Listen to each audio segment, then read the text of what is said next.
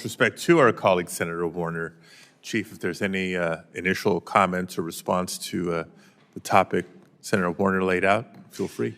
Yeah, I think I think we all need to be concerned about the cyber threats, and we do work. The Capitol Police works very closely with the Senate Sergeant of Arms on those kinds of cyber threats. Our Intelligence Bureau has one of our agents is assigned to an FBI task force, a cybersecurity task force, so they're able to not only take the lead on some of those investigations, but they have the resources of the entire FBI with it being on that task force. So that's been very helpful for us. I think the other issue really is how artificial intelligence, it can be a great help, and it can also increase threat activity, and we're seeing both of those things. I mean, we provide information on a pretty regular basis to our oversight committees about how we use artificial intelligence, but I think that the concern from a threat standpoint is that artificial intelligence can really facilitate the more traditional kind of threats, but it also brings some new challenges for us. And just having bad actors, the ability to more easily generate and disseminate propaganda, oftentimes using it to get their followers all geared up, you know, for on some issue. It is a real concern for us, and it's something that I think all of law enforcement is really struggling with at times, because as quickly as we sort of get up to speed on one challenge, then there's something brand new. And and I think that this committee and members of Congress in general certainly are aware of how disinformation can harm, and especially with the people's ability to use a member's likeness, that disinformation can be used really maliciously, and that's a huge problem for all of us. As technology continues to evolve, I think this conversation will continue to evolve. So we'll put a pin in that and say it's to be continued. I want to preface my next question with a little bit of context. My career started in local government. I've served in state government, and now I'm here at the federal government. So while I appreciate the uniqueness of the mission for U.S. Capitol Police, right? This is our nation's capital, and all that you do, not just to keep members safe, staff safe, visitors safe, because this is the people's capital after all. I want to spend a moment on some of the fundamentals that I think are consistent across police departments and agencies, large and small, urban, rural, across the country. We can engage in conversations about use of force or patrolling issues, investigation and technology issues, information sharing, and community-based policing initiatives, and beyond. None of that is possible without a strong, reliable police force.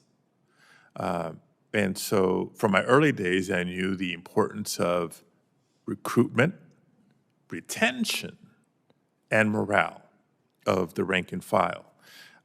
You've described in your testimony, your written testimony, the difficulties with recruitment, retention, morale during the COVID-19 pandemic, and certainly the unique challenges posed by January 6th of a few years ago. You spoke earlier briefly about some of the improvements on the recruitment side, given salary levels, changes to benefits, et cetera. Can you speak for a minute on the retention side, what's working, what's not working, how we doing, and on the morale side, what's working, what's not working, how we doing? I've been a police officer for 46 years, and I spent most of my career in local policing.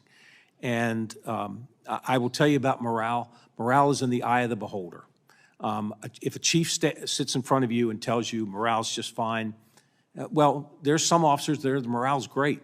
There's some that the morale is not so good. And then you've got the 80% in the middle that on any given day it could be good or bad.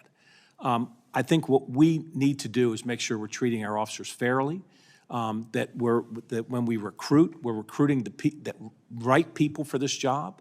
I think if you look back, and I started policing in the 70s, and there were, I don't know what the characteristics they were looking for in a good police officer back then, but I will tell you, we do a 1,000 times better today at selecting the right people for the job, and investing in their training throughout their career, not just in the academy, but throughout their career, and then holding everybody accountable, from me down to the last newest recruit.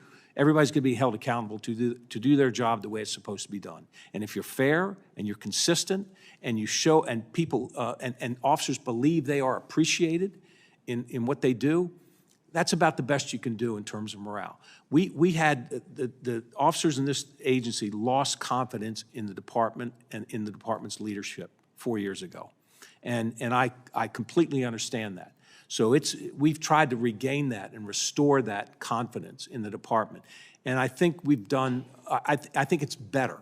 And I won't speak for 2,000 of my cops, but I will tell you that I don't pass a police officer without talking to them, and most will acknowledge that things are much better than they were, and so we just got to keep going with that. And the other thing, I'll finish with this. At local government, that you're a local police department, if they feel like the elected officials appreciate what they do and the public appreciates what they do, it's good for their outlook. And one of the things about this, my third police department, and the culture here is one where these cops know that the people who work here and are on Capitol Hill appreciate what they do.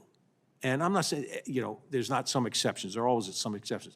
But the cops here know that people appreciate what they do. And that provides a pretty good culture in this police department. And I'm very proud of that. Thank you. Okay, very good. Senator Schiff. Thank you, Madam Chair.